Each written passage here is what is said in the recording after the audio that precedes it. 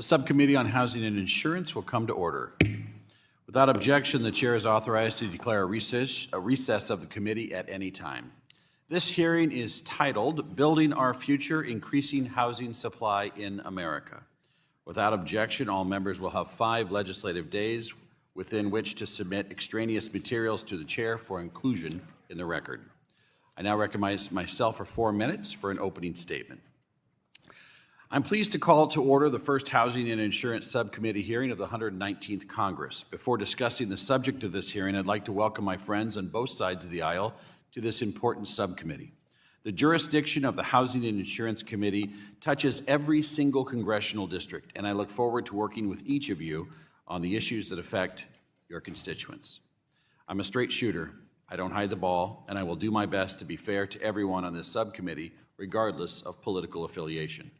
With that, let me pivot to an introduction of today's hearing. The issue we're exploring today is one that touches the lives of every single American, both in the towering cities on the coast and in rural communities in the middle of the country, and that is the cost of housing. According to the National Association of Realtors, the median annual existing home price in 2024 was up 69% relative to 1995, and that's adjusted for inflation. This housing affordability challenge affects everyone. Young people saving up to buy their first home are renting for longer. Middle-class workers are struggling to make the rent, and Americans today feel less secure about their financial future because their bills are going up. When it comes to housing affordability, I hope this hearing will help contextualize this problem and give members of our subcommittee an opportunity to explore root causes. Let's start with a few things we can rule out. The problem is not that people aren't making enough money. Wages are up over the last several years. The problem is not that people aren't saving enough money. Savings exploded during the COVID-19 pandemic and have only recently trended back downwards. It's also not that the government doesn't spend enough money on federal programs. We are coming off a period with historic levels of government spending. The reason for high housing costs is simple. We are not building enough homes in this country to meet the demand. Some estimates put the gap between housing supply and demand at around 3.85 million units nationwide. Some put it even higher at more than 5 million units. The root of that housing supply problem is a little trickier to pin down to just one cause. Regulatory barriers at the state and local level, like zoning and land use policies, play a large role in making it more difficult to create more housing in places that need it.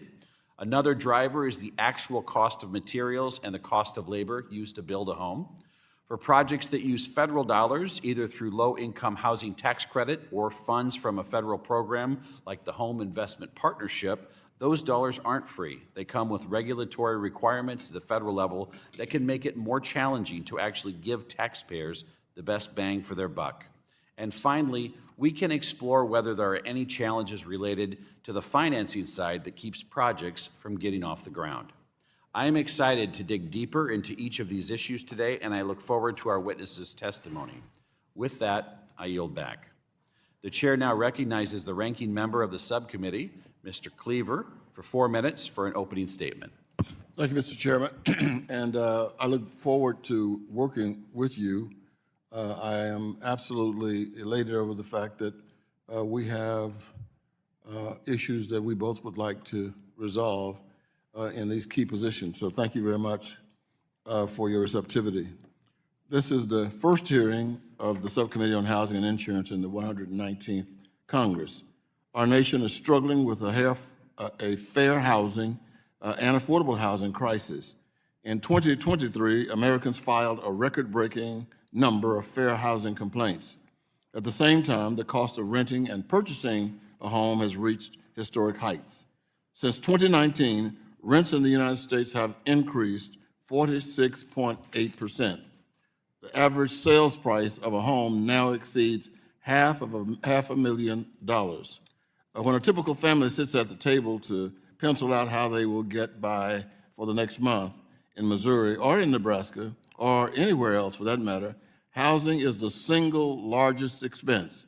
And I appreciate your willingness, Mr. Chairman, to engage with me on what are clearly common sense solutions. It is my hope that we pass bipartisan legislation into law that will improve the quality of life for American families. I support the Identifying Regulatory Barriers to Housing Supply Act under consideration today. Local jurisdictions are rightfully asking the federal government for funding and resources tackling this housing crisis. It is responsible, I think, to ask them to assess how local land use policies are limiting the impact of the federal funding and driving up the very cost they're trying to reduce. Some jurisdictions have made developing more housing illegal or cost prohibitive. Others are doing an incredible job figuring out how to optimize their zoning laws and are welcoming innovation in design, technology, and construction. I also support the Housing Supply and Innovation Framework Act under consideration, which would require HUD to study, develop, and publish guidelines and best practices for local zoning. These are constructive pieces of legislation. Zoning reforms are absolutely necessary, but not sufficient by themselves. Senator Elizabeth Warren, Senator Raphael Warnock, and I have introduced the American Housing and Economic Mobility Act. This legislation would generate 3 million new housing units and bring down rents. This is also a constructive approach. It goes without saying that reported efforts to decimate HUD funding programs or staff is not constructive. It would also not be constructive for Congress to pass housing legislation that HUD does not have the capacity or the resources to implement. Yesterday, I joined Ranking Member Waters and others at HUD to elevate current concerns about executive actions. This demonstration followed reports that the department terminated hundreds of probationary employees, reportedly plans to slash the department's workforce by 1/2, and has already withheld funding serving families, seniors, and people with disabilities. The Congressional Public Housing Caucus has also sent a letter to Secretary Turner on how cuts would exacerbate the housing crisis and increase waste, fraud, and abuse. We have requested an urgent meeting with the Secretary. Secretary Turner testified to Congress that he would run a transparent and accountable department. Thank you again, Mr. Chairman. I look forward to this hearing today and looking forward to working with you. I yield back. Thank you, Mr. Cleaver. The chair now recognizes the chairman of the full committee, Mr. Hill, for 1 minute. I want to thank my friend from Nebraska, Chairman Flood, for assuming the gavel on this important subcommittee, our Housing and Insurance Subcommittee. Mr. Flood has been long interested, as you can tell in his opening statement, in rolling up his sleeves and doing the hard work first to understand the challenges before reaching out in a bipartisan way and looking for solutions. This hearing is a great example of that approach. The typical family median cost of an FHA-insured home in my home state of Arkansas is $175,000. In 2020, the 30-year mortgage rate was 3.1%. With a 10% down payment, that family could be in that house for $680 a month. Now, after Biden's inflation, the mortgage rate is 6.8%, and that monthly payment's now over $1,000. Plus, in Arkansas, the average homeowner's insurance rates are $3,300 in 2023. Now they're up 9% to $3,600. So housing affordability is important, not only in Arkansas and Missouri and Nebraska, but across the country. I look forward to working with my colleagues, and I yield back to the chair. Chairman yields back. Today, we welcome the testimony of the Honorable Paul Compton, a managing partner at Compton Jones Drescher, LLC. We welcome Dr. Emily Hamilton, who is a senior research fellow and director of the Urbanity Project at the Mercatus Center at George Mason University. We welcome Mr. Buddy Hughes, who is the chairman of the board with the National Association of Home Builders.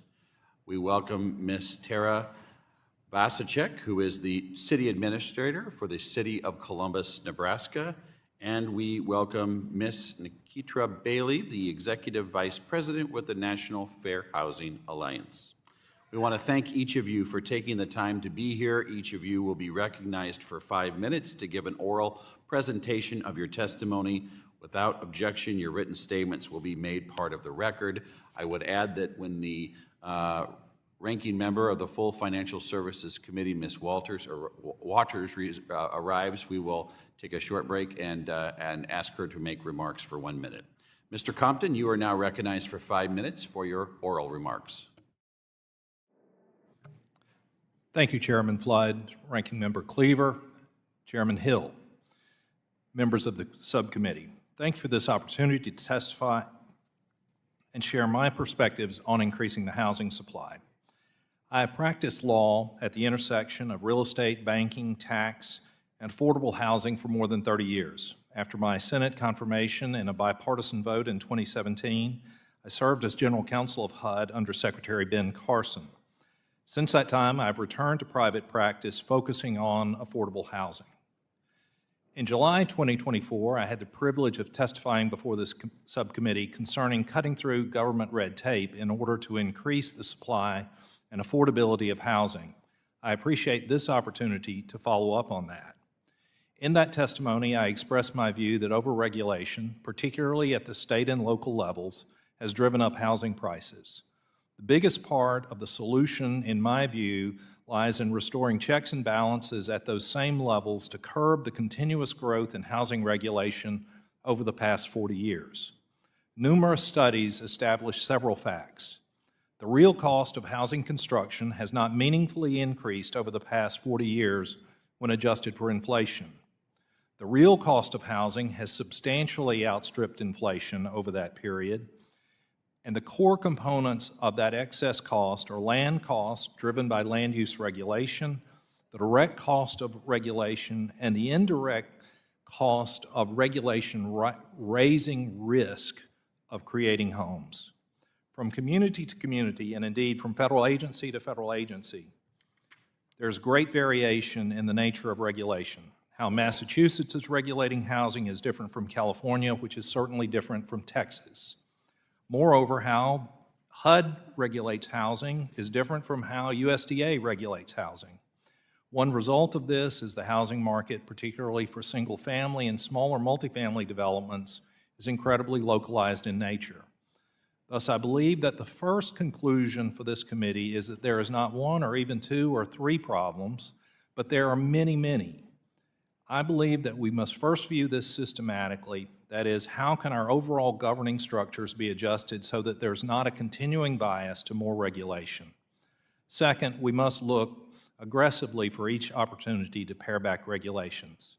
In the federal context, I can give one example of this. Under HUD's National Environmental Policy Act regulations, nearly every program, from FHA loans to CDGB to home program grants, requires a governmental environmental review and notification process for the public.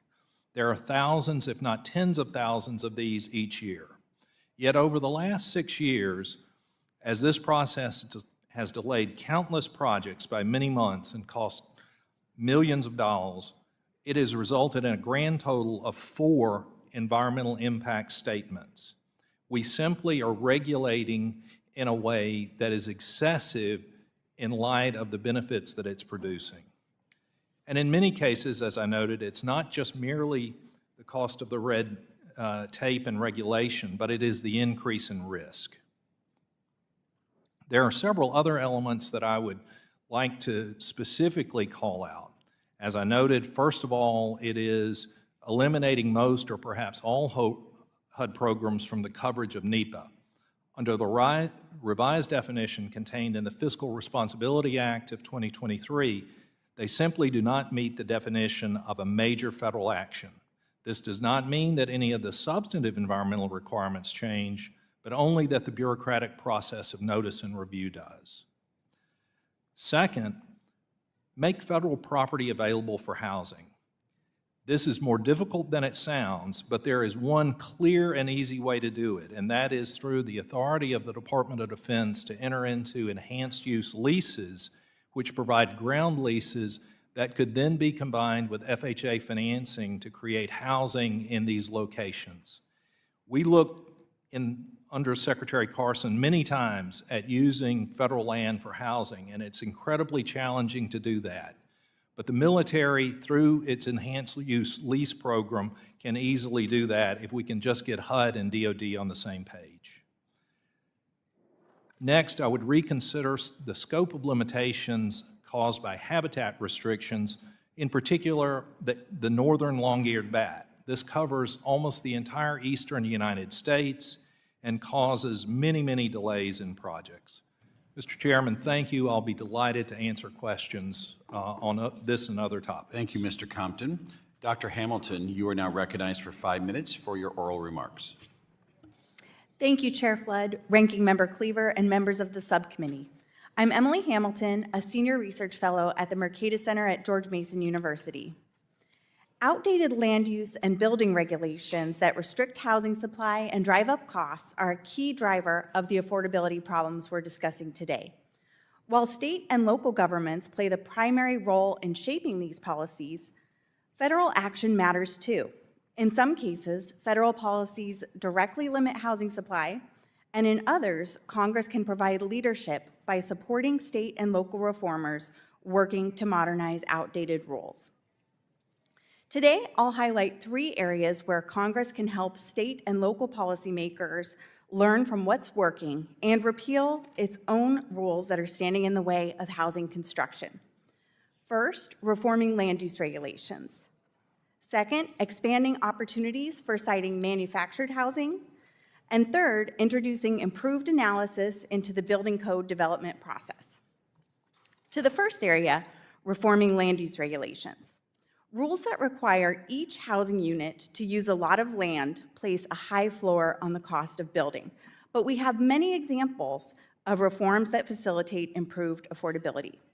For example, Houston reduced the amount of land required for each new single-family house by 2/3. As a result of this policy change, 80,000 houses have been built on small lots, and Houston is the most affordable large Sunbelt metro. Congress could facilitate knowledge sharing by directing HUD to publish model policies for facilitating new, less expensive housing construction based on proven land use reforms like this. It could also lead by example by repealing the Height of Buildings Act for DC, which squeezes apartments out of the city's central business district. To the second area, expanding opportunities for siting manufactured housing. Manufactured housing is the least expensive way to build a new home in the U.S. today. However, many localities are choosing not to zone land for new manufactured housing. Congress members could sing the praises of policymakers in states including Maryland, Montana, and Nebraska who have passed laws requiring their localities to allow manufactured housing to be used on any lot where site-built housing would be allowed, as well as policymakers in states like Arkansas and Texas who have banned aesthetic requirements that may make manufactured housing impractical. Federal statute currently requires every manufactured house to sit on a permanent steel chassis, even if the house is going to be attached to a foundation, never to be moved after its delivery from the factory. Congressional reform could improve the affordability of manufactured housing by removing this permanent steel chassis requirement, reducing costs, and opening up opportunities for more flexible use of manufactured units. And finally, introducing economic analysis into the building code development process. While HUD's code for manufactured housing provides the most economical way to build new housing today, most new housing is built according to a state or local building code. In the US, these codes are based on model codes published by the International Code Council. A 2022 survey found that just those building code regulations adopted in the past 10 years make up 11% of the cost of building new apartment buildings. Americans deserve building codes that achieve high safety standards while remaining cost-effective, but the model codes that provide the foundation of US building codes are not based on rigorous analysis. HUD could help by creating model codes for areas where state and local policymakers are expressing interest in reform, including a code for single-stair multifamily buildings up to 6 stories, and a version of the International Residential Code that could cover up to 6 units. To conclude, the heavy lifting in zoning and building code reform must come from state and local policymakers, but Congress can aid these efforts by shining a light on successful policies and repealing its own rules that are standing in the way of more housing at better prices. Thank you. Thank you, Dr. Hamilton. Mr. Hughes, you are now recognized for 5 minutes for your oral remarks. Thank you, Chairman Flood, Ranking Member Cleaver, Chairman Hill, and members of the subcommittee. Thank you for the opportunity to testify today on behalf of NAHB. The United States is facing a fever-pitched housing affordability crisis. Nearly 77% of U.S. households cannot afford just the median price of a new single-family home. Even small price increases have sharp effects. Every time $1,000 gets added to the cost of a new home, an additional 106,000 households are priced out of the market.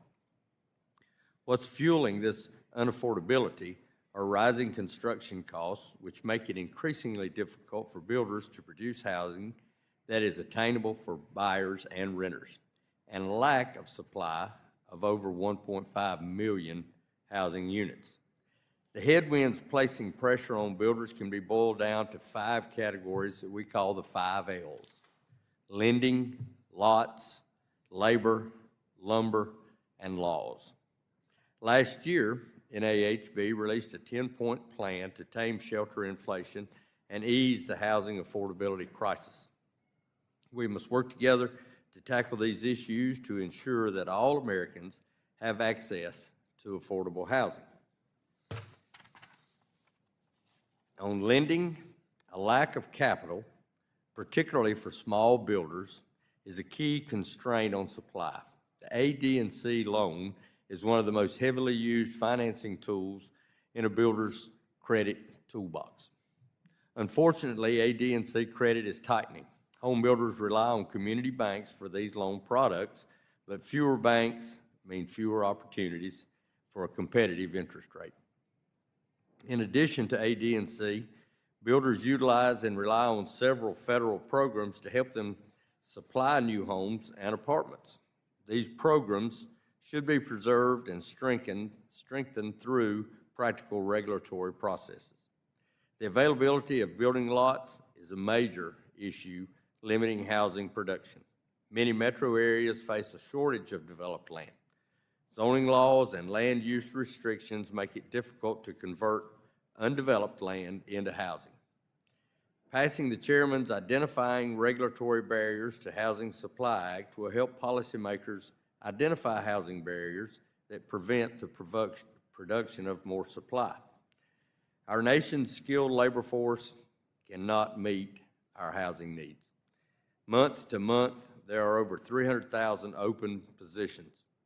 We must support programs like Job Corps and legislation like the Constructs Act to help prepare young adults for rewarding careers in construction and other essential trades.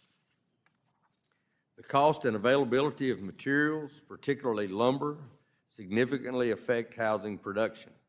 While lumber prices have fluctuated, supply chain instability and tariffs on imported materials continue to create uncertainty for builders. Boosting our domestic supply of lumber and negotiating a long-term softwood lumber agreement with Canada can help stabilize this volatile market, giving builders greater price stability. We respect regulation aimed at health, safety, and welfare. However, the HUD USDA minimum energy standards using the 2021 IECC offers minimal cost savings to homeowners. Instead, this mandate significantly increases housing cost, especially in the entry-level market, thereby limiting access to mortgage financing and disadvantaging buyers. HUD and USDA should assist vulnerable home buyers and renters, not price them out of the market. This policy will deter new construction at a time when increasing the housing supply is crucial to lowering shelter inflation cost. Thank you again for this opportunity. The 5 L's, lending, lots, labor, lumber, and laws are significant headwinds facing the residential construction industry, but if we partner together to address each factor, then we'll be able to create the housing supply that all Americans need. Thank you again. Thank you, Mr. Hughes. Ms. Tara Vasicek, you are now recognized for 5 minutes for your oral remarks. Good afternoon, Chairman Flood, Ranking Member Cleaver, and subcommittee members. Thank you for the opportunity to testify today and provide a local perspective on the nationwide housing crisis. I am the city administrator for the city of Columbus, Nebraska. Columbus had made significant efforts to increase housing production. recognizing a lack of available housing directly impacts our economic growth, workforce attraction and retention, as well as quality of life. Through strategic initiatives, we have increased housing development significantly. However, despite our proactive approach and continued commitment to housing, the issue remains: housing production is not meeting demand. A few of the actions we've taken locally include removing locally controlled regulatory barriers, direct investment in housing development, and utilizing and leveraging all of the beneficial tools and incentives available to us. Over the past 5 years, Columbus has undertaken multiple updates to our land development regulations to remove barriers to housing production. Many cities have regulations that limit housing density. Columbus does not. Accessory dwelling units, mixed use types are allowed by right in all zones. We have changed our codes to make infill development and adaptive reuse easy to complete. Our local permitting process is efficient. All housing permits are issued within 2 weeks of the city receiving a completed application. Currently, the city is leading a workforce housing development subdivision. There are currently 325 housing units of various densities being constructed, 6 times the units produced annually a short time ago. The other major financial tool used for this project, tax increment financing, or TIF, similar to tax abatement in other states, TIF allows for the capture of up to 15 years of property taxes paid on the project's improvements to use as funding to build out the project. TIF is the most efficient tool available to Nebraska communities for housing development. In addition to TIF, the city allows or allocates a portion of local sales tax to economic development. Primarily, this funding goes to housing. We have also been successful in securing many grants. We currently have a significant revolving loan fund, which acts as short-term gap financing for workforce housing projects. Columbus is very strategic when deciding what state and federal grants we pursue. Many grants introduce excessive regulatory hurdles, leading to time delays, increased project cost, and long-term management challenges. These factors also negatively impact construction because they often limit the number of builders who are willing to participate. In a housing market as dire as the current, builders are going to pick the path of least resistance. Despite our efforts to increase housing production, significant obstacles remain which continue to impede development. Locally, rising land and infrastructure costs are a significant challenge. At the state and federal levels, complex regulations add additional time and expense. The federal regulation that we hear the most negativity about related to cost is the EPA's stormwater management policies, adds hundreds of thousands of dollars to subdivisions. CDBG is a federal program the City of Columbus would like to utilize more for housing, but the beneficiary requirements often prevent us from seeking this funding. In order to provide housing affordable to individuals earning 50 to 80% AMI, substantial incentives in addition to CDBG have to be provided. The most affordable housing in any city will always be its existing housing stock, not new construction. Affordable new housing units can only be built because of substantial incentives and subsidies. Supporting workforce housing with CDBG could be very successful. By expanding market rate housing in growing cities like Columbus, you will also free up more attainable and affordable housing options, which CDBG aims to support. Finally, I would ask you to consider providing more funding opportunities for communities like Columbus who have reformed local regulations and are being proactive. By prioritizing funding for communities which have embraced reform, you can accelerate housing production and ensure local initiatives are met with the necessary resources to succeed. I strongly believe today housing is one of the greatest limiting factors to continued economic prosperity for our nation. Please join Columbus and so many other cities in thinking more critically about how we can all solve this vitally important issue. Thank you for your time, attention, and this opportunity. Thank you very much. Ms. Bailey, you are now recognized for 5 minutes for your oral remarks.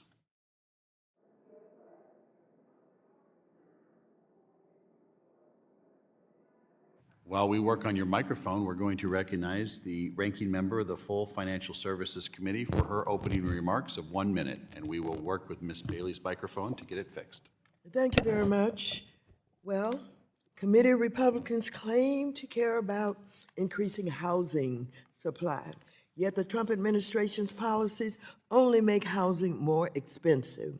Today, Trump imposed taxes on imports from Canada and Mexico that will increase housing costs, has gutted enforcement of consumer protections and civil rights in housing. And House Republicans are doing nothing as the Doge ketamine clan infiltrates the nation's key housing agency. So far, Musk has stolen funding from communities illegally, terminated staff, and accessed confidential data, including details about sexual assaults against women. All of this paves the way toward their end goal: evict America to put America's housing in the hands of private equity investors. I urge Republicans to man up and hold Trump and co-president Musk accountable and immediately call Secretary Turner up to testify. With that, I ask unanimous consent to submit 4 statements into the record from the following organizations: the National Low Income Housing Coalition, the National Association of Housing and Redevelopment Officials, the NAACP, Legal Defense Fund, and National Association of Realtors. I also request unanimous consent to submit 2 letters from the Department of Housing and Urban Development. The first is a notice to a grantee that their fair housing grant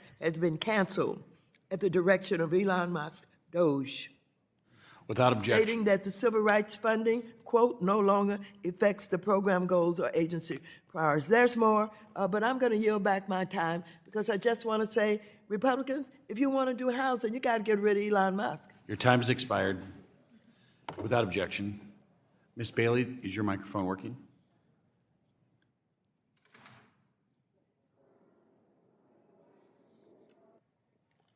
Come use mine. Ms. Bailey, why don't you and Ms. Vasicek switch seats for just a moment? Yeah, there we go. Ms. Bailey, you're recognized for your opening statement, your oral statement of 5 minutes. Thank you. Chair Flood, Ranking Member Cleaver, Chair Hill, Ranking Member Waters, and other distinguished members of the subcommittee, thank you for the opportunity to testify during today's hearing on the need to increase the nation's supply of fair and affordable housing for everyday people, including the frontline workers such as teachers, nurses, firefighters, police officers, and others who sacrificed their lives during the COVID-19 crisis to help our economy remain afloat. I am Nikitra Bailey, Executive Vice President of the National Fair Housing Alliance. NAFA leads the fair housing movement, and we work to eliminate housing discrimination and ensure equitable housing opportunities for all people and communities. NAFA also ensures and represents the voices of over 200 local nonprofit fair housing agencies throughout the United States. Our nation is in a fair and affordable housing crisis impacting millions, and the actions of President Trump's executive orders attempting to ban diversity, equity, inclusion, and accessibility punitively and haphazardly, throwing together a federal funding freeze and canceling almost half of funding for local nonprofit fair housing agencies throughout the United States have caused chaos, fear, insecurity, and dysfunction around the country. Instead of providing our nation with practical solutions to address skyrocketing housing costs, a lack of affordable housing supply, increased complaints of housing discrimination, and technology's growing role in determining housing decisions with solutions, steps on the ladders of opportunity are being removed for everyday people. These haphazard executive actions will cause serious economic and personal injuries that will undermine our already fragile housing market and our nation. Housing is fundamental to the American dream, and people want elected leaders to quickly implement solutions so that they can ensure they can fairly access opportunity and share in our nation's prosperity.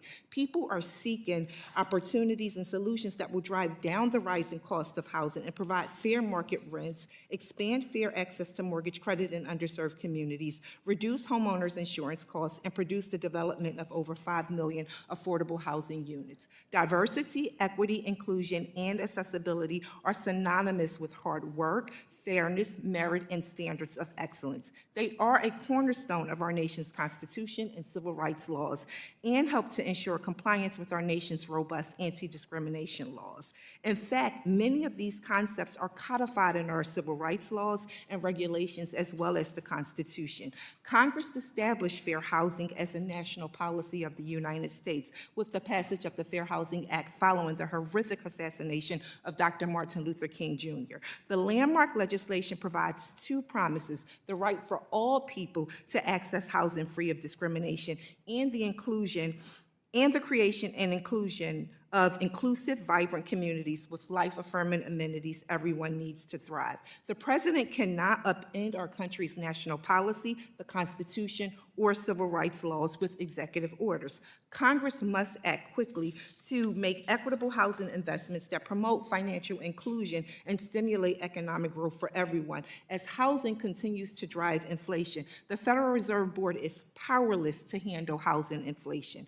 A housing market in which all people cannot participate fairly without regard to race, color, national origin, religion, gender, familial status, or disability is a broken market, both economically and morally. The Housing Crisis Response Act, sponsored by Ranking Member Waters, provides a sensible path forward. It includes $150 billion in relief for the nation's fair and affordable housing crisis to ensure people living in urban, rural, and suburban communities' housing needs are met. Increased support and intervention from our federal government is needed, not a withdrawal from basic civil rights. Fair housing laws improve people's lives in the communities in which they live, especially seniors needing to remain housed, women who have been battered and are seeking safety from abusers, and people with disability who use fair housing laws to obtain accessible housing so they can properly use their kitchens and bathrooms. They also strengthen our economy and make the nation more prosperous. America is at its best when united and relentlessly pursuing a country where everyone, and we mean everyone, regardless of their background, has a fair shot at reaching their American dream. Thank you for the opportunity. I look forward to answering questions. Thank you, Ms. Bailey. We'll now turn to member questions. The chair now recognizes himself for 5 minutes for questioning. First of all, I want to say to Ms.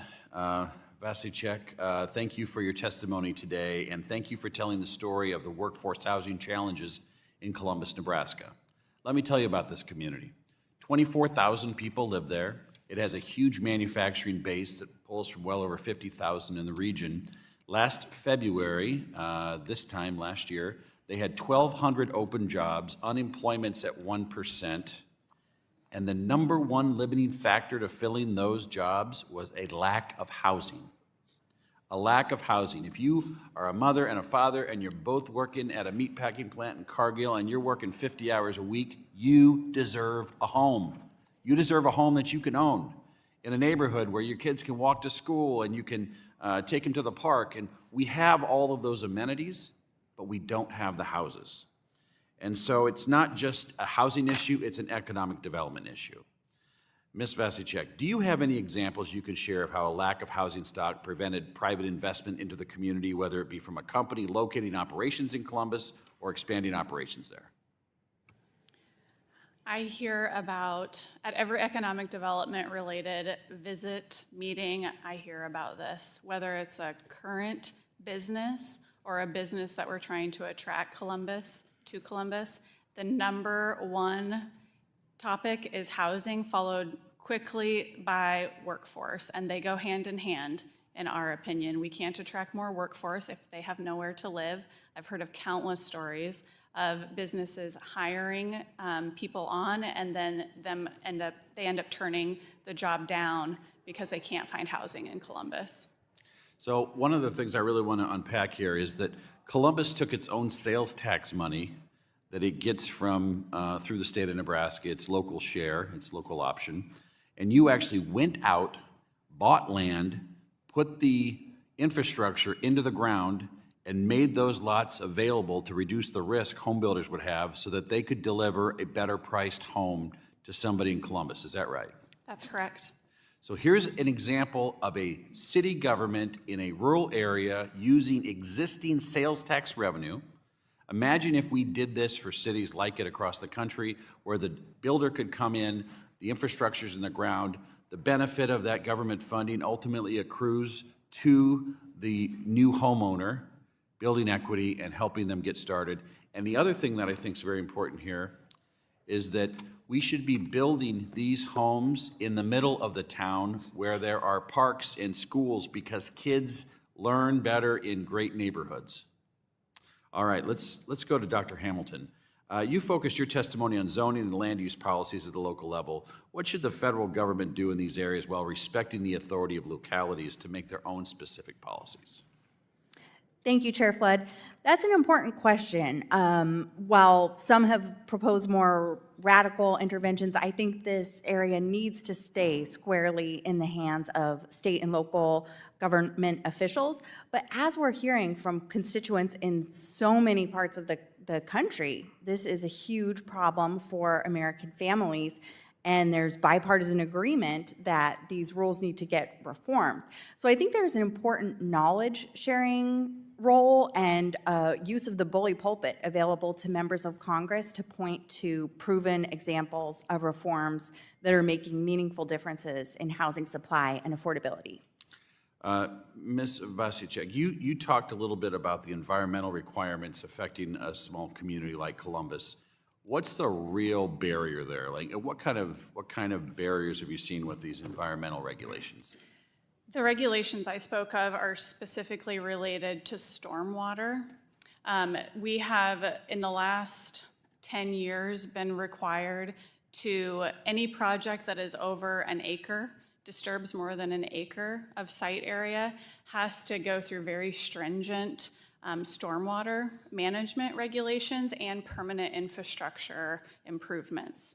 So that engineering cost, that understanding those regulations, and then building out those improvements is considerable cost to developers. I don't have much time here, but one last question. Rehab funding for existing housing stock, how can it be used, and what would you, is it something you care about? Oh yes, it's something we care about a lot. We use our local option sales tax for that too. We could use considerably more for owner-occupied rehab. Our local option sales tax has... Regrettably, I have to stop you there. I'm out of time, so I have to enforce it on myself. But thank you very much for being here. The gentleman from Missouri, Mr. Cleaver, the ranking member, is now recognized for 5 minutes. Thank you, Mr. Chairman. Ms. Bailey, but I want to go to you, Ms. Vasichek. Your testimony was extremely significant to me because you talked about workforce housing, and you used tax increment, and that is using tax increment financing.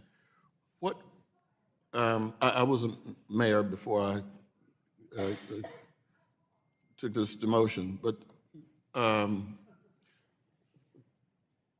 I'm curious about what was done in this community, because when you use tax increment financing, when most cities, many cities, it ends up being that you draw the TIF district, and most communities are going to try to draw at least a portion of their district, all of it if possible, into some of the older parts of the city.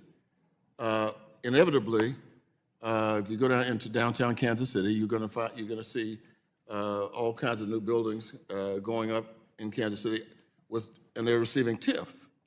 But if you go into the older parts of the neighborhood, even though those areas have been designed as TIF districts, not one single project. And I've been around the country and I've seen similar things. I'm just so interested in what Columbus did to attract housing TIFs. Specifically for the project that I referenced in my testimony, the City of Columbus, we work very hard to make connections with housing builders, and then we made lots of connections, we built relationships, and then we had individual meetings and we put together a request for proposals. And in that request, we targeted the types of housing that we need in Columbus. And then we put that request for proposals out and we sent it to almost 70 housing builders in our region. and we received 10 maybe really good submittals for our subdivision, and we selected 5 of those to build in our subdivision, and that is who is building out this 25-acre project. Like Congressman, our Representative Flood said, we are very active and being involved with our community because our business community is absolutely requiring that of us. That's why we're more active than we ever have been. Thank you. I wouldn't mind taking a view of what's been done. I think that's, if there's a magical way of getting interest, I'm certainly interested in it. Thank you very much. Ms. Bailey, you mentioned in your testimony the administration's canceled, I think almost half of the signed grants already. Is there anything you can tell us that would suggest that this can be recovered, even if even if that's reversed today or next week? Have we lost ground that may not be recoverable or may be years to recover? Yes, sir, and thank you so much for the question. Many of the local fair housing organizations and communities throughout the nation, some of them rely on their HUD funding through the Fair Housing Initiatives Program, which is a program that was started under the Reagan administration to provide fair housing support in their communities. And because some of these agencies rely 100% on the funding, some of those agencies will cease to operate. Some of them are already taking actions to lay off staff and wound down. Some organizations that have not even received cancellation letters are also taking action now to wound down because they are afraid that they will get an abrupt notification. This came in the cover of dark without any notice, so no one could prepare. And in fact, it's an attack on a program that is one of HUD's most efficient programs, a program that has helped HUD efficiently address redlining, efficiently create solutions for appraisal bias, efficiently help survivors of domestic violence find safe and fair housing. So this will have harmful implications for people throughout the United States. Thank you very much. I have lots of questions, but my time is running out, Mr. Chairman. I yield back. Thank you, Mr. Cleaver. The gentleman from Arkansas, Mr. Hill, the chair of the full committee, is now recognized for 5 minutes. Thank you, Mr. Chairman. Thank you for our good panel for this important discussion about housing affordability, certainly a major topic for the suppliers of housing and the buyers of housing across our country. Mr. Hughes, I spent a good part of my life lending money to home builders before I was in Congress, and I've had good days and bad days in that business, and I've finished some houses as a banker that I didn't think I should have. But you talked a lot about the credit environment, and of course we talked about price here extensively and we think about that from a buyer's point of view. You know, the mortgage market and the mortgage price that shot up so highly during the days of the Joe Biden inflation. But I'm curious about talking about the supply side. And you mentioned specifically in your testimony about ADC lending, acquisition, development, and construction lending, something as I say, I spent a lot of years in the middle of. What's happened? What's the biggest difference when you look back over your career? Are the lines of credit available to the members of the National Association of Home Builders, there are fewer specs, more customs only? Are the terms and conditions tougher? Talk to me about the price and structure and terms for a home builder right now in the banking market. Well, yes to all of those. And we've all had those good days and bad days. Particularly what has been difficult for me is the fact I'm a very small operator. And it's made it difficult to get lending locally at community banks, savings and loans. I've had some success with federal credit unions simply when I was turned down by the other banks in my area. So having more options, So more choice for you is important, like in your own community. If you had more competition, more bank choices, that would be a benefit to you. Is that what you're saying? Absolutely, because our competition housing are the national builders that have moved in to our county. We all know we're publicly traded. Yeah. they don't have to go into the banks and No. and beg. Well, when I started my banking company in the late 90s, there were 295 banks in Arkansas. Now there's 70 banks in Arkansas. So I know a lot of our communities are hurt by that, and that's why this committee's made a commitment that we want to make community banking, community financial institutions great again in this Congress by tailoring the regulatory burden so that these institutions are growing, that we actually have startup institutions, that the institutions that we have can access capital so that you can access capital. Has the structure of those loans also changed to where, you know, a builder, based on their financial statement and their track record, like the number of loans, individual homes you can start under a line of credit, is that shrunk over the years as well? I'm not as familiar with that because I haven't done a lot of spec building. Most Okay. of mine's been custom building. Yep. I've done some multifamily, but one thing that has bitten me in trying to do a rental project. Yep. That all of the banks in our city were, and this was after the recession when federal regulators were clamping down on banks for having over their allowed percentage of rental property. And I was turned down, like, all of these banks because it was rental. And they were over there, didn't have anything to do with That's our right. project. I mean, this is what I think is so important for this committee to understand, that the impact of Dodd-Frank on community banking changed dramatically the risks that banks can take in very traditional, local, commercial businesses like building a home, and that if it's a rental property, it's got supposedly higher risk than something that's owner-occupied in a custom home that you're going to build.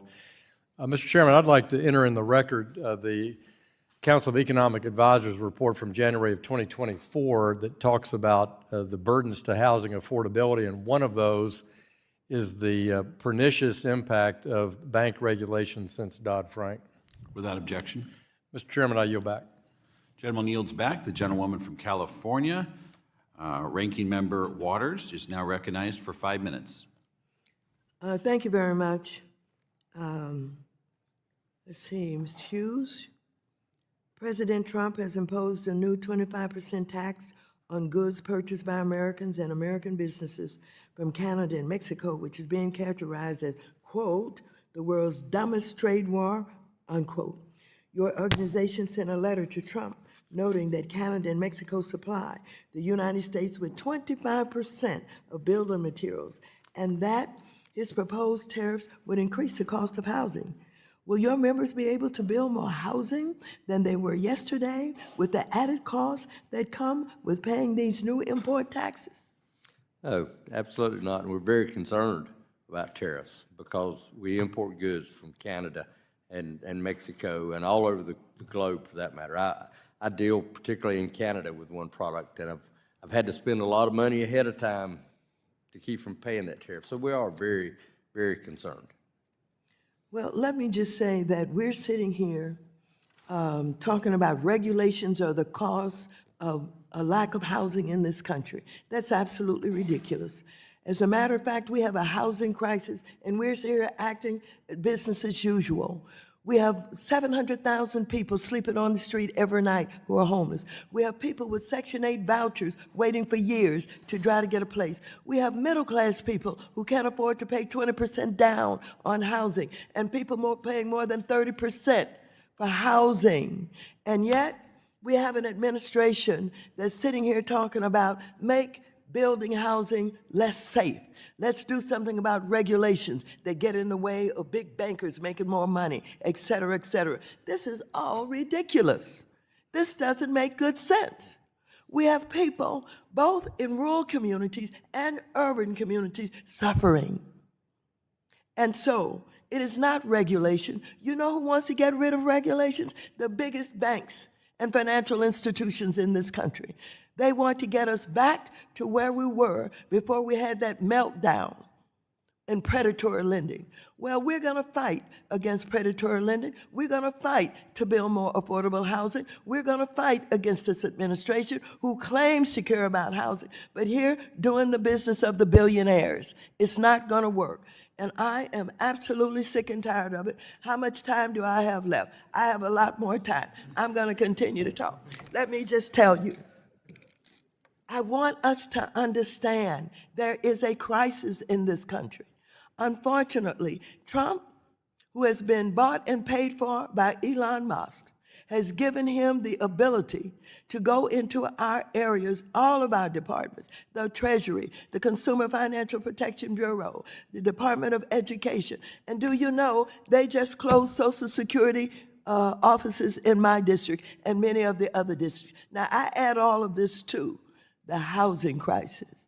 And I want to tell you that this country is not going to do any better by getting rid of regulations and talking about environmental requirements and being opposed to things that have kept our homes and our communities safe as we build housing. Well, I want everybody to, as we say here, I don't kind of like the word, man up. It's time to face the crisis for what it is.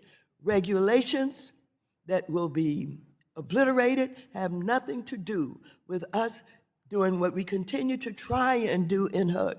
I went over to HUD just yesterday with a letter to the new secretary to ask him, what are they going to do? Why are they allowing Musk to get rid of over 50% of the employees there? They won't be able to respond to the developers who want to build housing. We need to understand not only is there a housing crisis, but the cost of supply and materials have continued to rise since COVID.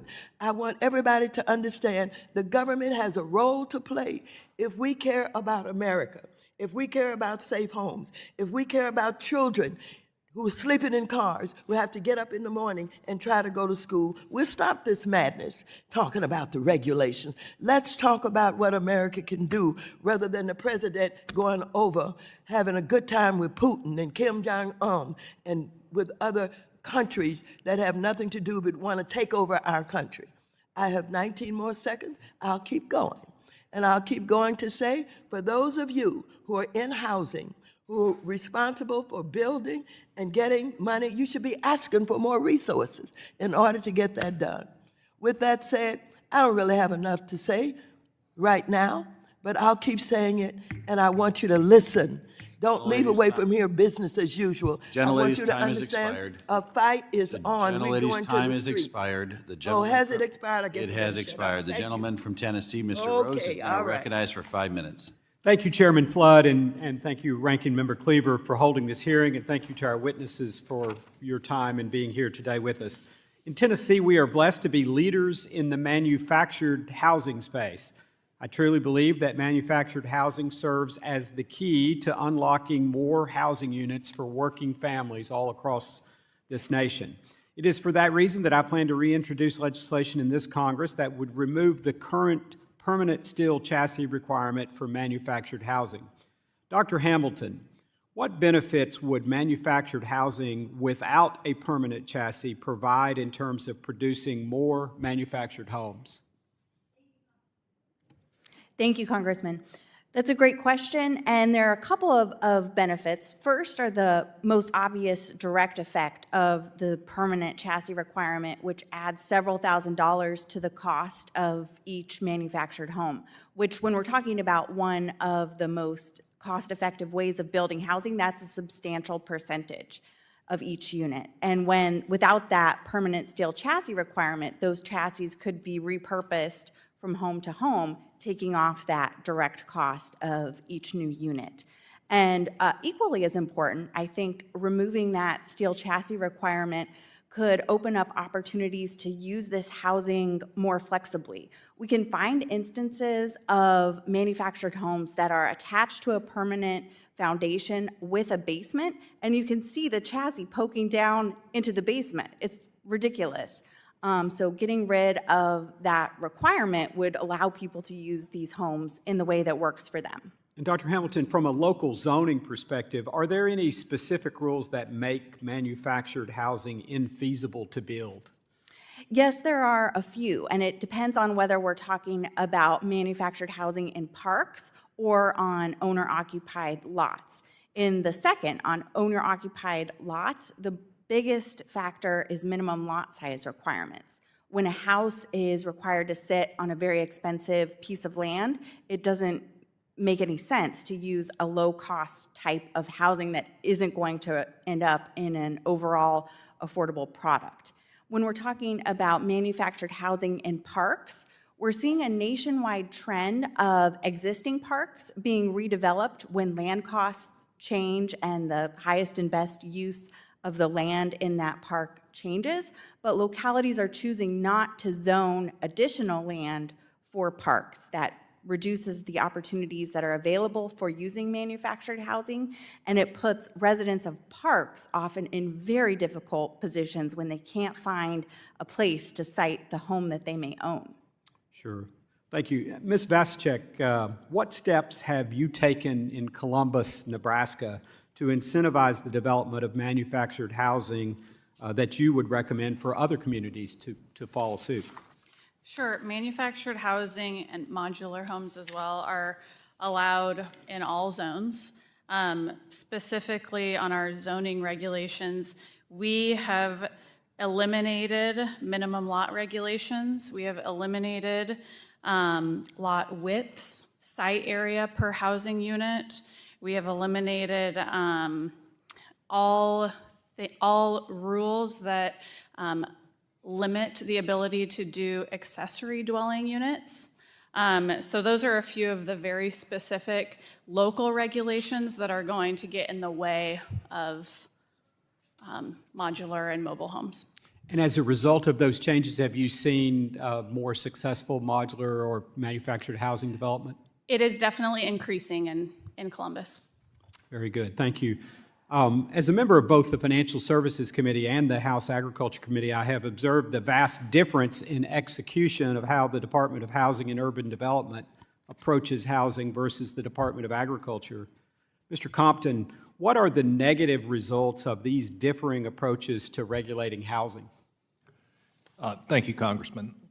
First, for the builders and developers of housing, it simply is different regimes that they have to be familiar with. The way that USDA will go about its financing process is entirely unlike what HUD would do in a similar context. And this may even be where you have adjoining sites, one financed by USDA and one financed by HUD.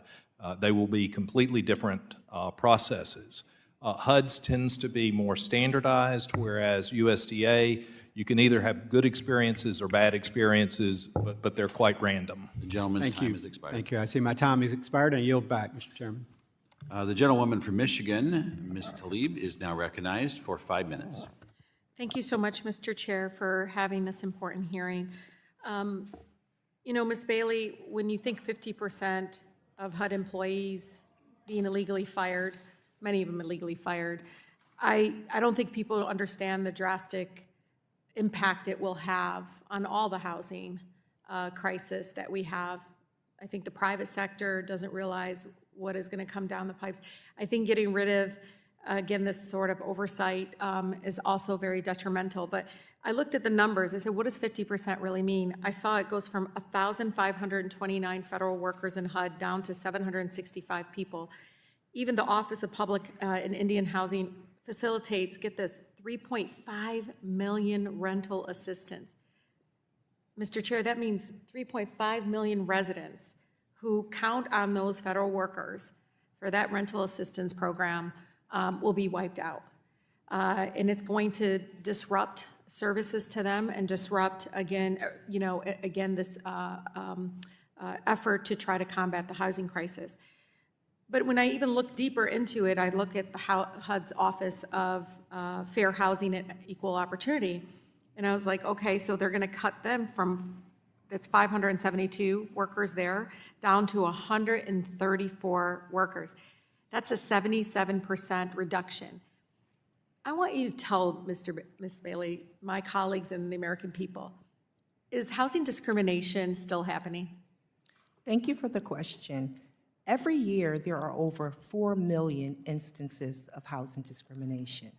And most instances of housing discrimination are not reported for fear of retaliation. And every year, we have been doing a Fair Housing Trends report, and we see complaints of housing discrimination go up, and we are at record highs, with complaints based on discrimination for disability being the leading and majority of the complaints brought. And I want to highlight one of the victims that the National Fair Housing Alliance recently assisted. She was an older American, and she was facing challenges with creating repairs to her home because, as we all know, insurance costs are rising, and she was unable to pay her insurance, and she was about to lose her home and be foreclosed upon. And what we were able to do as a FIP grantee was to assist her in getting the proper repairs done and make sure there was no fraud and abuse like we saw during the Great Recession, where so many older Americans lost their homes because they were doing things like getting repairs on their home and didn't realize they were signing away a lifetime of equity.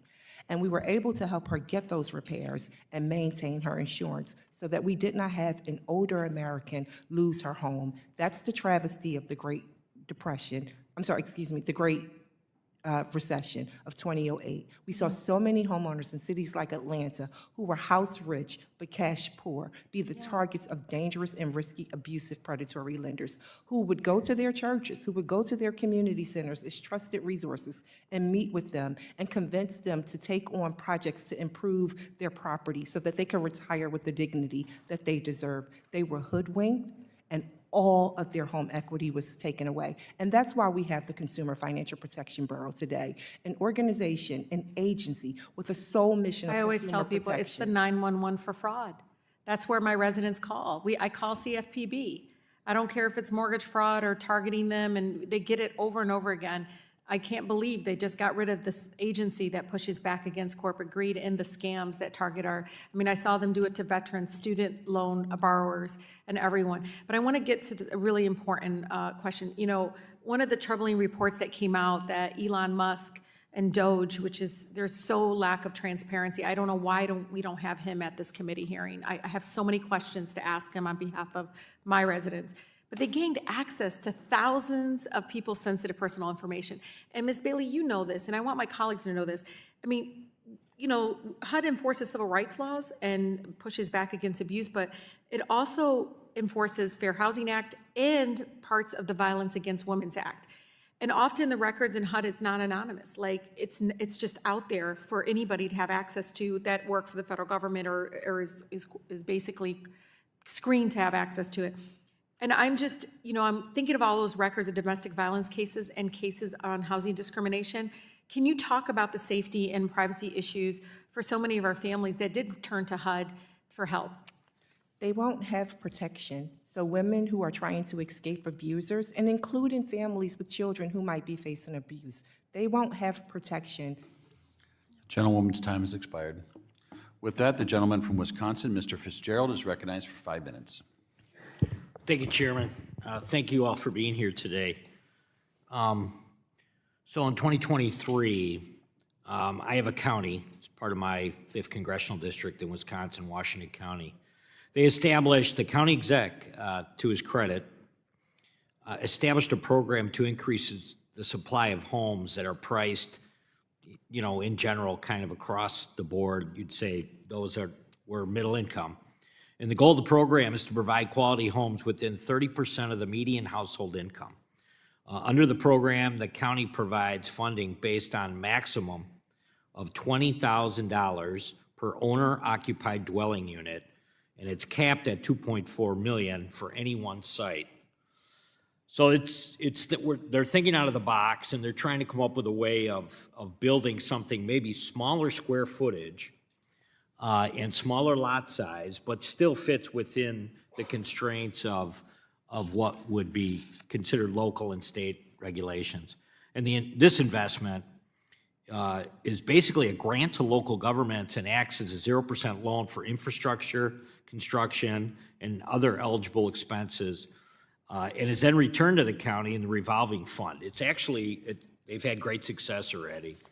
So, Mr. Hughes, I'm just wondering, I know I'm kind of hitting you with something maybe you're unaware of, but are there other things like this that maybe you're seeing where people are thinking out of the box right now in developing some new footprints that is starting to allow us to build some affordable housing in some of these counties. Probably the most popular of those that I'm aware of is the increased use of accessory dwelling units, which much smaller. Sometimes it's renovating attic over a garage for a mother-in-law, but yes, it's becoming very common, and more jurisdictions are allowing it. But unfortunately, I would guess that there are more jurisdictions that don't want anything to do with it. Yeah, my frustration, I think, is that when you look at certain parts of my state, in my district and outside of my district, there's a ton of construction going on, but they're building rental units, right?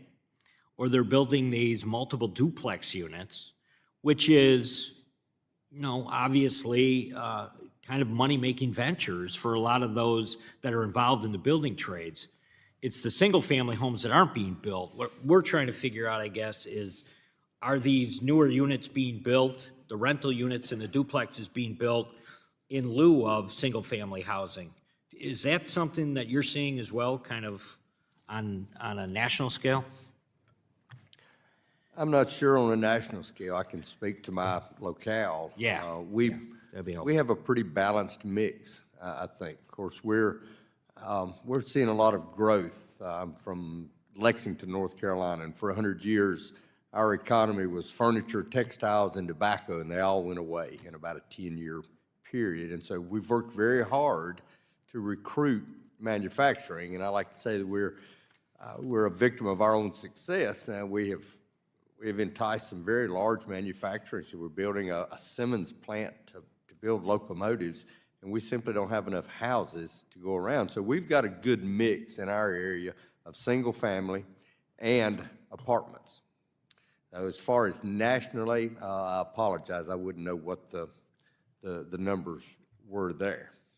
Yeah, and I think the other issue that's kind of started to emerge is that in the late 90s, there were a lot of subdivisions that were built, and they were large square footage homes, McMansions, right? Sure. And there really hasn't been a shift away from that, and yet the prices associated with a lot of those subdivisions are just, they're too high. It's not something it's not a starter home, right? It's not a starter home. So as builders kind of work through that process and come up with a different type of dwelling that maybe fits that, it might help to relieve some of the pressure that's on right now. Right. I think one trend, you'd be glad to say, I think the average size of a custom home today is smaller. So maybe people are using a little more common sense. Yeah, I mean, in the 50s, a 2-bedroom, 1-bath home was the standard. Sure. And suddenly that became 3 bedrooms, 2 baths, and it continued to grow. So maybe that's an answer. So I'm out of time. Thank you very much. I yield back. The gentleman from Texas, Ms. Garcia, is now recognized for 5 minutes. Thank you, Mr. Chairman, and thank you to all the witnesses today, and welcome to our capital and to a big day for many around the complex. I just wanted to kind of talk a little bit about the Trump tariffs. I know that ranking member has already asked some questions of you, Mr. Is it Murray? No, you're Harris. Mr. Harris from the, right. And I think both of the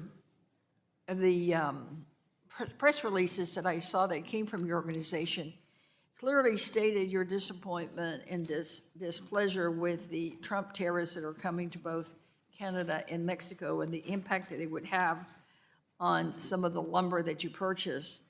But also, of course, combined with that, we know that there are some actions that he is planning on doing in terms of mass deportations, which could gut your workforce by about 30%. Both of those together, it's almost like a double whammy for your industry. Can you all survive? Yes, I think we can survive, but we are definitely going to, it's going to be challenging, may be the best way to put it. We're very concerned about tariffs. As I mentioned earlier, it's causing me to spend more money already, and it just became official. But we have so many products that come from our northern friends and our southern friends. But Portland cement for ready-mix concrete, I'm in the concrete business, drywall, gypsum for drywall, yes, no question. Well, but what about the impact of 30% of your workforce maybe not being here anymore? I haven't felt that in our area. Well, we have a lot of. But what has your industry felt? Are you getting reports from around the country? Because obviously you represent a national organization. Sure, we are getting it, and it varies depending on areas. So we're working very hard to increase the workforce. Our association from coast to coast is doing a lot of things to train and retrain the next generation. I've been coordinating carpentry contests for over 25 years to try to train high school kids, which is working very well, but it's a slow fix. Right, No 'cause question, the immigration. 30% is huge in terms of hit to your workforce, and then, what is it, 25% in Trump tariffs? I mean, like I said, it's a double whammy, and I wish you all the best. Thank you. I know that many of us are very concerned for a variety of reasons, but thank you for the press releases that you have sent out and made clear about what position you all have. Recently, a constituent reached out to my office to help with casework. She is a mother of 3 and a veteran. She also filed to participate in the HUD Veterans Affairs Supportive Housing Program. The program provides homeless veterans with HUD's Housing Choice Voucher, rental assistance, along with case management and clinical services provided by the Department of Veterans Affairs. She originally filed to participate in the program because she and her children were faced with the risk of homelessness. However, due to the shortage of affordable housing in Houston and the high demand in the program itself, wait lists for HUD VASH program have been closed. They just have been closed. That left my constituent, a 100% disabled veteran who served this nation, unable to participate. Ms. Bailey, your work with the National Fair Housing Alliance directly works with families like my constituent. What can we do as a Congress and as a nation to better prioritize affordable housing so that our vulnerable communities and our nation's heroes can avoid homelessness? Thank you for the question. One of the things that you can do is make sure the administration is not trying to override the rules of Congress. Dollars have already been appropriated, and those contracts are being taken away. The president does not have the authority to do that. So to hold the administration accountable for making sure dollars that Congress already appropriated are spent in the way that Congress has designed them to do such. The second thing is making sure things like our affirmatively furthering fair housing provision of the Fair Housing Act, which simply requires that every community is vibrant with all of the amenities that everyone needs to thrive, is fully enforced. It is actually the key to some of the local and state-based exclusionary zoning laws. Thank you. I yield back, Mr. Chairman. Thank you. The gentleman from South Carolina, Mr. Timmons, is now recognized for 5 minutes. Thank you, Mr. Chairman. Mr. Compton and Dr. Hamilton, during your testimony, you touched on some things that I want to expand on a little bit. So it seems to me that one of the biggest challenges in the affordable housing space is the complex, I'm going to say patchwork framework of approaches taken by the federal government, the state, and the city. And while they're all well-intended for the same purpose of facilitating affordable housing, they're often contradictory and in many ways vague. And I guess the last part, with elections that have consequences, some of the state and local rules can change in the middle of a development, and the permitting process can be overly onerous and complex. So, Dr. Hamilton, is there a way that the federal government could preempt all of these rules to create an NFIP, National Flood Insurance Plan, style system through which state and local governments can then adopt portions of it to try to streamline that? Does that question make sense? Thank you, Congressman. Part of that is outside of my area of expertise as far as the legal role that Congress could play in a more aggressive role in determining zoning and permitting processes. But I think there are absolutely lessons that need to be shared from states and local governments and implemented in terms of what's working. One thing we often see is that the repeal of one specific zoning rule intended to make a new type of project feasible to build will just reveal the challenges in permitting or building codes or subdivision regulations that are still standing in the way of the type of housing that the reformers were hoping to see. Mr. Compton, what are your thoughts on that concept? Yes, Congressman, in my opening remarks, I spoke of a systemic or systematic approach to this, and I think that one of the problems that we have really dates back to the 1986 Tax Act. We took out passive loss, we put in passive loss limitations in the 86 Tax Act, which essentially took individuals and small businesses out of the ability to invest economically in real estate. And I think that that had the unintended consequence of disconnecting local investors from the local real estate market. And what we've seen over the last 40 years since that was done is an explosion of local regulation, and in part, it's because many of the builders are the national builders, which don't have input into state and local elections, and thus there's really no political check on the growth of these regulations because many, many homeowners would just as soon nobody else ever build near them. And I think that re-examining the, as part of the Tax Cut and Jobs Act reconsideration, looking at taking passive loss limitations off of residential investment could help restore balance.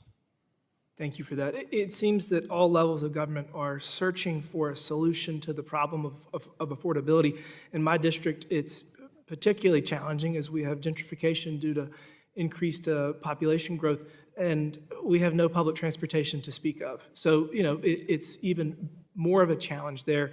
I've encouraged our state and local government to view this challenge from a perspective of how do you incentivize as opposed to require, because my experience when local governments try to require a percentage of affordable housing, it really creates a bad environment, because if you're telling a developer they have to do 25, 30% affordable, that developer is still going to get the rents necessary to make the project work, and you're going to have the 70% of the people subsidizing 30% and neighbors subsidizing neighbors. I actually think is just immoral. And if we're going to do this, we should consider it from the perspective of general fund tax dollars. And if you want to then use those general fund tax dollars because you've convinced the people that you represent that that's an appropriate use of tax dollars, which I think many cities and states can have that conversation, then you incentivize developers using general fund tax dollars. It just makes a lot more sense. And it's harder to do. It's a lot harder to do because you actually have to defend your policy decision to the people that elect you. But it is drastically superior to telling developers that they must force one neighbor to subsidize another. And yeah, I appreciate this hearing. I look forward to work with my colleagues across the aisle to try to solve this problem for all of our cities and counties. Thanks.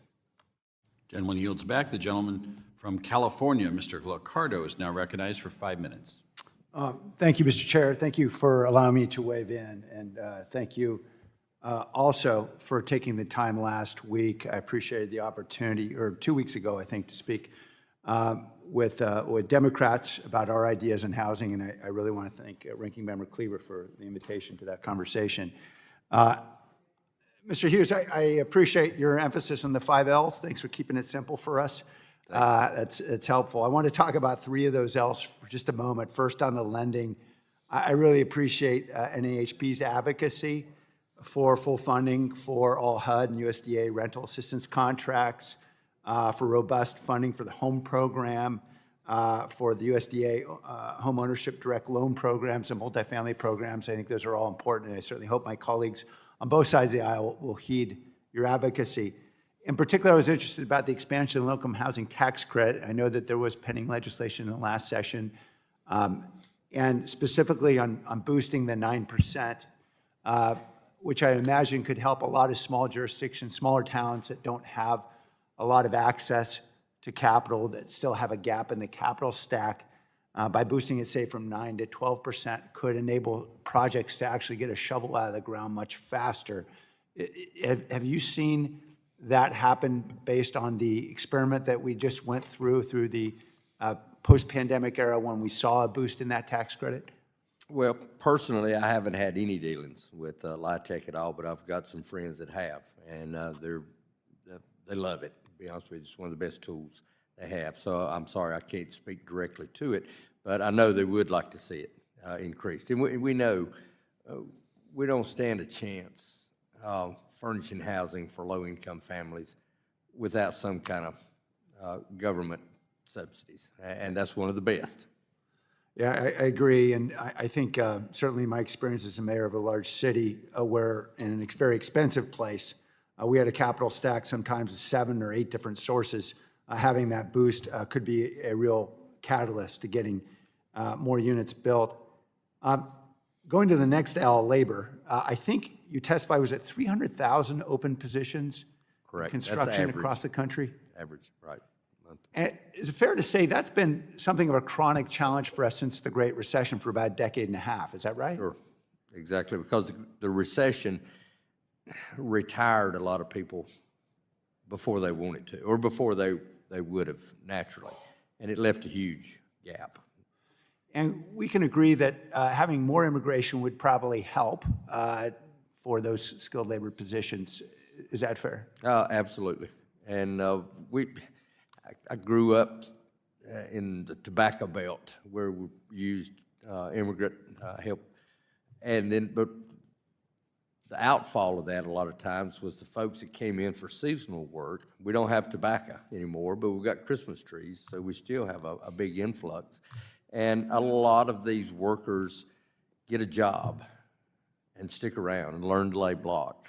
And that's, I mentioned we're working very hard to train the next generation, but it's slow. Yeah. There's got to be some ways that we can take advantage of the immigrant force that we have right now. And the many people who do want to work. Oh, absolutely. Yeah. No question. I They just appreciate want to that. work. And I also appreciate your prior testimony that we were not helped any with regard to housing construction costs by the president's increase in tariffs. We know it affects Canadian lumber and many other building materials, and I appreciate your testimony in that regard. Dr. Hamilton, I appreciated your testimony as well, and I understand particularly the points around zoning and how that can be a real constraint. We do have, we know, a challenge in many local jurisdictions where folks, some may call them NIMBYs, neighbors who yell because they love their community, of course, but they don't like something getting built that's tall next to their neighborhood. We have existing stock of buildings with 20% vacancy right now, nearly 20% nationally, and that is our office stock. And there's an opportunity certainly to rehabilitate those buildings. Wouldn't it make sense from a zoning perspective where perhaps we could have a federal program that could stimulate the conversion of those buildings with perhaps a by right rezoning requirement? Thank you, Congressman. Yes, there are certainly instances where office buildings can be successfully converted to residential to great effect. Sometimes with historic buildings, it creates beautiful opportunities for very cool multifamily projects in what are no longer viable office buildings. Unfortunately, there are many more instances where the floor plate doesn't work. Gentlewoman's time. Understood. It only works with smaller floor plates, but it's still a significant percentage. Gentleman's time has expired. I recognize Ms. Garcia for unanimous consent request. Mr. Chairman, I ask for unanimous consent to introduce into the record two press releases from the National Association of Home Builders. One dated February 1st, 25% tariff hike on Canadian and Mexican goods, harming housing affordability. The second one, Trump imposes additional 25% tariff on Canadian softwood lumber. The third article is from the Houston Chronicle, and it is Texas wants more affordable housing. Insurance costs are getting in the way. Thank you, Mr. Chairman. I yield back. Without objection, the gentleman from New York, Mr. Garbarino, is now recognized for 5 minutes. Thank you, Chairman. Thank you, all the witnesses, for being here today. On an average, government regulations account for nearly 25% of the cost to build a typical new single-family home, totaling almost $94,000. Mr. Hughes, NAHB research has found that approximately 14 million American households are priced out of the market for a new home by government regulations. Can you give us examples of regulations either during the development or construction phase that have led to these increased costs for housing? I can give you many. My favorite. Only got 5 minutes. I know. And my target is on energy codes. We debate a lot about codes, and truthfully, 85% of those we don't have an argument with, as long as it's health and safety. Where we get a little sideways is when we get involved, the federal government gets involved with energy codes, increased energy codes. And that's where it has really escalated out of control. So we would love to see that, and one of those requirements is on the HUD, USDA and VA loans having to conform to those heavier codes. Absolutely, and it's not just the federal government, but, we've seen states do it. This past Friday, New York moved one step closer to installing a gas stove ban for new buildings. First in the nation, ban will increase energy costs for New Yorkers and stress the electrical grid and eliminate consumer choice, all while having a minimal environmental impact and pricing out working-class families. Mr. Hughes, you just mentioned these standards that are coming out and being forced on HUD and the USDA and New York energy standards. We see these things coming out of here. They don't have the benefit of what the intention is, but they're having a lot of negative impact. I talked about cost. What about timing of projects, viability of projects? Are these stopping even things from getting started? Sure. If not stopping them, tremendously slowing them down. I appreciate that very much. The main factor, I'm going to switch things here. The main factor contributing to housing unaffordability is the ongoing shortage of homes required to meet increasing demand. In order to right the ship, we must explore innovative solutions to keep pace with household needs. One such solution to address not only affordability issues, but also the supply challenges, has been manufactured housing. Dr. Hamilton, could you please describe how manufactured housing could possibly address the high cost of building new construction in high-density urban areas such as Long Island? Thank you, Congressman. Yes, manufactured housing presents cost efficiencies over site-built housing in a variety of ways, one of which is that it can be built off-site, where labor costs can be much lower than they are on Long Island. What's necessary, though, in high-cost places is typically allowing a dense manufactured housing development that local zoning rules are generally standing in the way of. One factor could be outright manufactured housing bans. Another could be minimum lot size requirements, which make the cost of each piece of land that a house can sit on very expensive and make manufactured housing an unviable solution. Although some of HUD's recent reforms to allow for more than one manufactured housing unit to be combined are promising. Thank you very much for that answer. And I want to make a statement just to finish. We have heard a lot of complaints about the cost of homes going up, the cost of construction, the cost of buying, and very little has been done to solve it, except for the past administration and a lot of state governments controlled by, New York, for instance, controlled by Democratic governor for the last 20 some odd years. They've gone after the mortgage industry, they've gone after the title insurance industry, they've gone after the realtors, they've gone after the home builders, all to try to, all these people, all these groups that help people actually achieve home ownership. They've gone after them as if they're the problem. They are not the problem. Overregulation by government is the problem. They need to get out of the way and let these people who have done a great job for decades of letting people buy homes, get them back into the business where they've been and been so successful at it. So we've got to get out of the overregulation that government has done. So with that, Mr. Chairman, I yield back. Gentleman yields back. The gentleman from New York, Mr. Torres, is recognized for 5 minutes. Thank you, Mr. Chair. Even though housing is one of the central concerns of every American household, funding for HUD represents a mere 1% of the overall federal budget. The FY 2024 federal budget was in the range of $7 trillion, of which only $70 billion went to HUD. Ms. Bailey, do you think housing is getting anything approaching its fair share of federal funding? No, and thank you for the question, sir. And the National Low-Income Housing Coalition reports that America has a housing deficit of 7.3 million units for the lowest income Americans.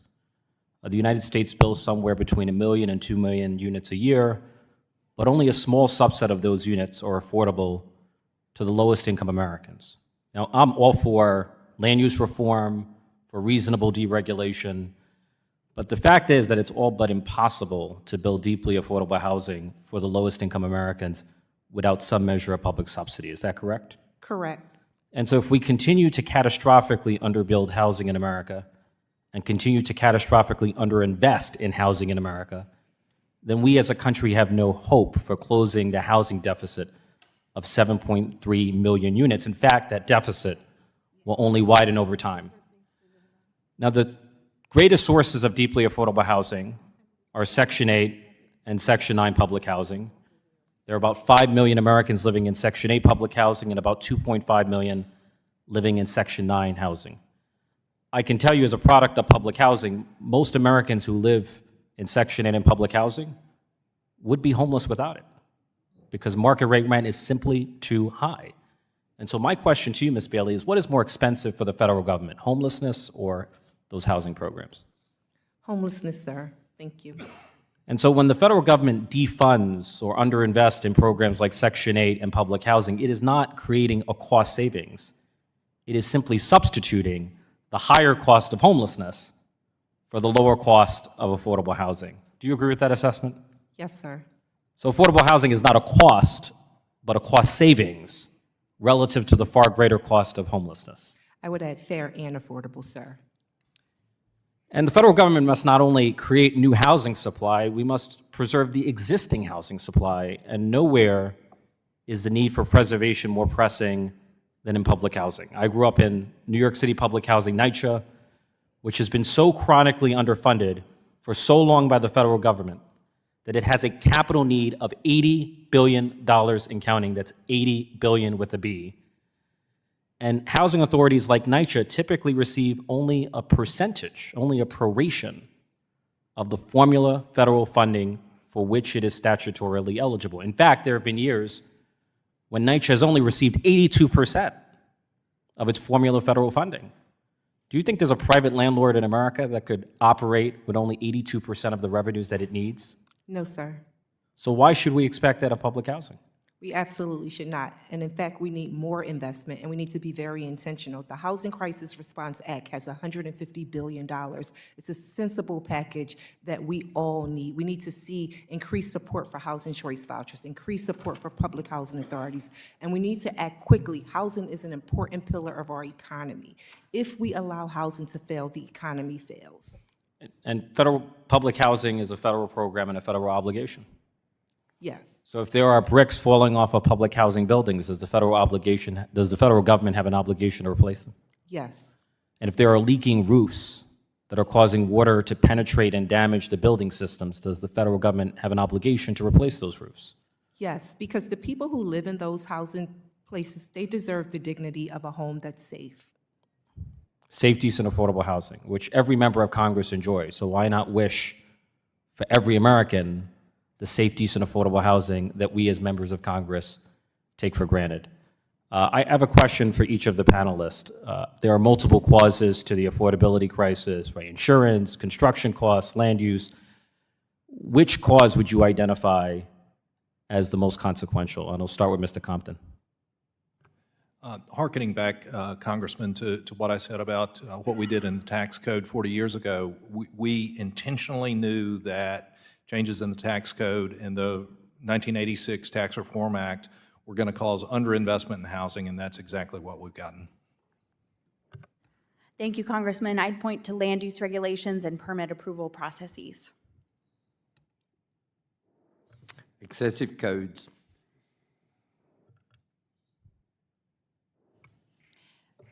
would say, since we have reformed our local regulations and we have invested significantly in housing at our level, it is some of the federal and Gentleman's state time is requirements. Gentleman's time is Thank you. I have a shortage of housing and a shortage of time, so thank you. Thank you. The gentleman from New York, Mr. Lawler, is now recognized for 5 minutes. Thank you, Mr. Chairman. I don't think there's any question housing is one of the most important issues facing our country. We are approaching 7 million units underbuilt nationwide, and it impacts every community across the country in every type of housing stock. One of the most common refrains that I hear when discussing housing with residents across my district is their concern about the affordability of housing. It remains the most persistent challenge. With mortgage rates near their highest since the turn of the millennium, a limited housing supply in many communities, and ongoing supply chain and construction issues, it is perhaps the most difficult time to purchase a home in our region's history. This affordability crisis is further complicated by the fact that many homeowners remain unable or unwilling to sell their homes for fear of losing their fixed low-rate mortgages obtained prior to 2022. The median cost to purchase a home is more than 5.6 times greater than the median household income nationwide. And looking at the growing crisis in my district, in Rockland and Westchester counties, which pay among the highest property taxes in America, according to the National Association of Realtors, the monthly average cost of a mortgage was $1,000 more in 2023 than it was in 2022, and in Putnam and Dutchess counties, it was at least $800 more per month. That's anywhere ranging from $10,000 to $12,000 more per year on an annual basis. For many families, this is totally unsustainable. That's why I will be reintroducing, and I'm glad to see notice with today's hearing, my Housing for America's Middle Class Act. This bill will improve our understanding of the efficacy of federal housing affordability programs and of any gaps that exclude middle-income households. Mr. Hughes, given the estimated cost of construction continuing to climb, can you highlight why most builders opt to produce more expensive housing to remain economically viable? I think most builders just address their market, what market they're going to be able to sell the homes. I deal primarily in western North Carolina, where there's no starter housing. Everything's large custom homes. It's a great market. You can only build 1 or 2 a year, but it's a good market. Everybody seems to have their expertise, I guess. Spec building is not mine. I'm more of a custom builder. Mr. Compton or Mr. Hughes, what in your view needs to change either at the regulatory or market level to ensure that the construction industry can produce homes at a price point for middle income consumers? Congressman, thank you. I think that what is vastly underestimated in terms of the regulatory burden is not just the cost or even the time that it imposes, but it really is the multiplicative effect that the time has on risk. And given that profit margins, whether it's an expensive house or a less expensive house or similar, is that the margin for error on less expensive houses, if you have an unexpected 3-month delay due to some regulatory issue, can take that from being profitable to a loss. And so there is simply much greater risk, both perceived and real, for lower cost houses because of less of a margin of error. And so I think making the regulatory process not only less but more predictable would be helpful in that respect. It's estimated that the construction industry needs over 400,000 workers next year to meet growing demand. In your estimation, how can these goals be met? Direct this to Mr. Hughes. As I mentioned before, immigration, we simply have to have a short fix. We're doing all we can for the slow, long fix, but there's got to be a way to figure this out. We've been doing it for decades, and we've got to get a handle on that. I don't think there's any question as we deal with the economic challenges facing the country, three of the biggest issues that I see is immigration, energy, and housing. And if we actually address all three in a serious and substantive way, and address the workforce shortages, address the energy supply, and address the housing supply, our economy will be in a much stronger position, and the cost of housing will come down. I yield Gentleman's back. time has expired. Gentleman yields back. The gentlewoman from Oregon, Ms. Bynum, is now recognized for 5 minutes. Thank you, Mr. Chair, and thank you to the witnesses. My state of Oregon has faced some of the fastest growing housing costs in the country, and I'm concerned that despite state-led efforts like rent stabilization and zoning reform, many families are still priced out. So, Ms. Bailey, what additional fair housing policies or federal support do you think states like ours, like mine, would make housing more accessible, particularly for low-income and marginalized communities? And if I could put a finer point on it, this morning we talked a little bit about what it takes to give some hope to the younger generation. I have a 23-year-old and a 20-year-old, and when I talked with the realtors a couple of weeks ago, they told me 38 was the average age of a first-time home buyer.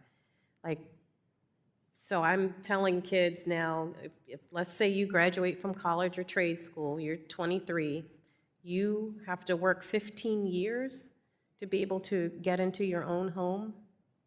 Help me make it make sense, please. Thank you so much for the question. The Affirmatively Furthering Fair Housing Act provision of the Fair Housing Act is critical to being a tool for local jurisdictions to actually attack and dismantle the structural inequities that have been created by exclusionary zoning laws. So fully enforcing the Affirmatively Furthering Fair Housing provision, which says that every dollar for housing and community development programs expended, they must make sure all communities are vibrant and inclusive and that the people there can thrive. And that's for HUD, Treasury, Department of Education, Department of Transportation, and every federal agency. The second thing in response to your question, we need to pass the Housing Crisis Response Act. It includes critical funding for first-generation down payment assistance. This is down payment assistance that would help home buyers whose prior generations have been locked out of the system because of exclusionary policies that have made it impossible for them to build intergenerational wealth that they could pass forward to new generations and help them enter into home ownership. The number one barrier for people who are interested in becoming home buyers and who are being beaten by investors is a lack of a down payment. So first-generation down payment assistance would help people in urban, suburban, and rural communities get access to the down payment assistance that they need to enter into and successfully become homeowners. Thank you. I would also push to say that even middle-class kids who grew up in a home, they're having troubles too. I would venture to say a lot of the young kids working in the Capitol today could hardly afford to buy a home, even with very good salaries. Did anyone else on the panel want to poke at it? Do you have kids that you want to get out of your house that you'd like to be able to help them buy a home? Well, I will comment. I've got 3 grandsons under Okay. 10 years old, and I'm very concerned Yeah. that when they get of age, they're going to be able to own their own home, even if I'm still around to build it for them. Mr. Chair, let the record reflect that we are all concerned about the fate of our young people in this country and their ability to buy their own home and stabilize their living arrangements for the future. Ms. Bailey, you also mentioned a little bit about institutional investors, or at least I heard a little bit about that. And I'm really concerned that they own now a significant share of rental housing and fairly or unfairly have been accused of driving up rents and so, and perhaps limiting supply in some area.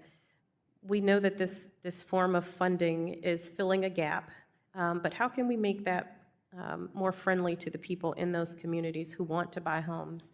How can we adjust what's happening in that market fairly?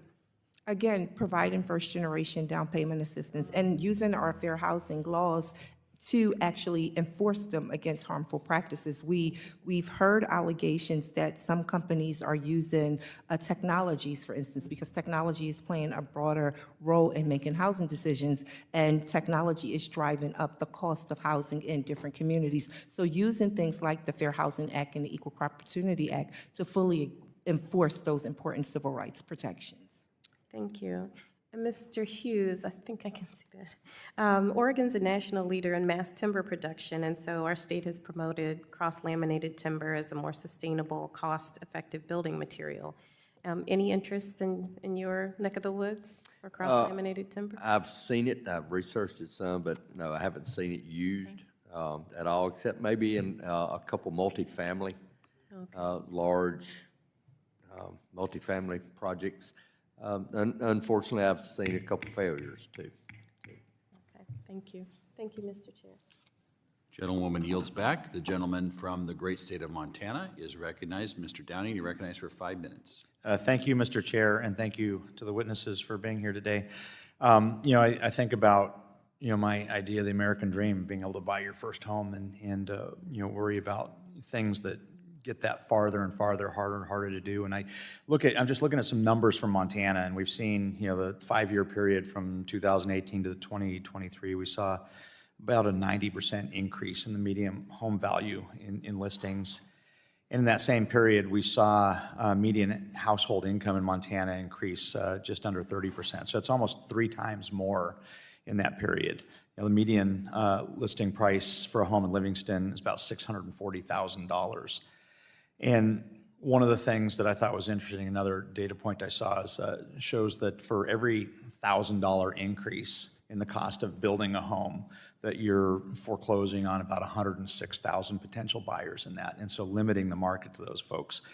And one final thing that I think is germane to this conversation is about 77% of U.S. households are already not able to afford a median-priced home, and that about 24% of that is from regulations across all levels of government, and that's according to the National Association of Home Builders.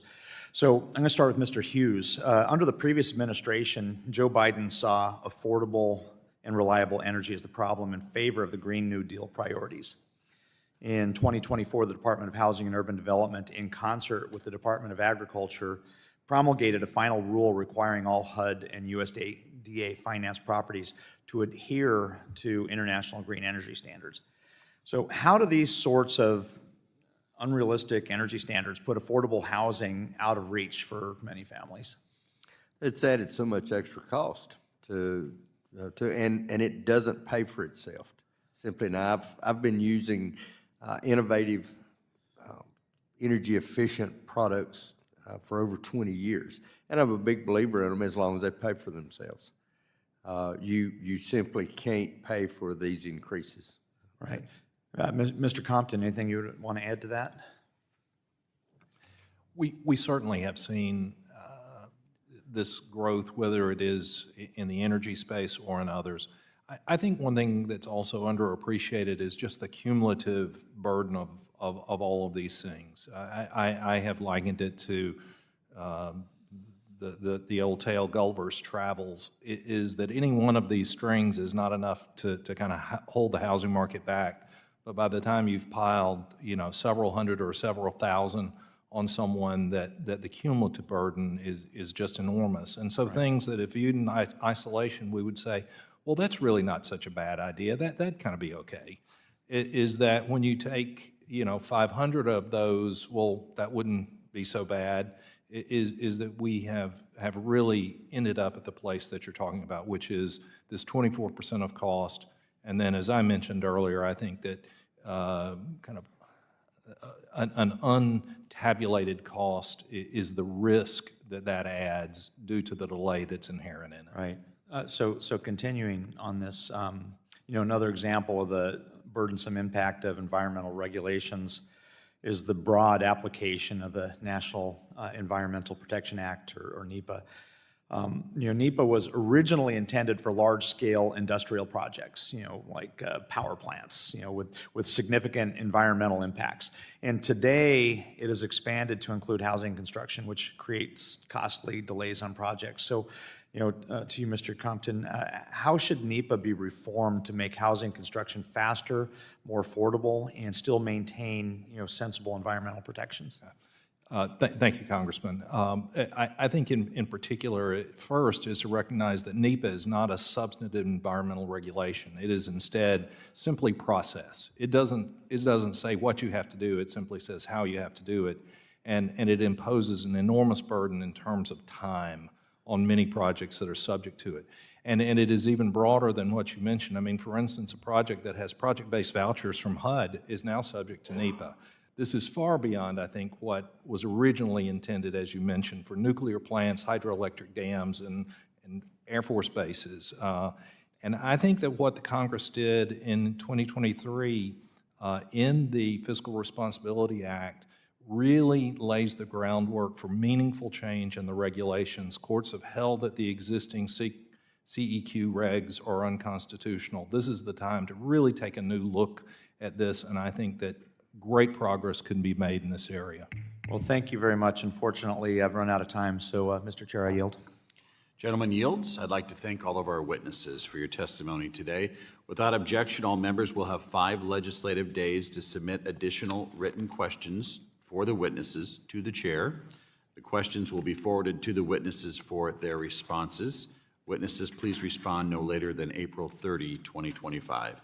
This hearing is adjourned.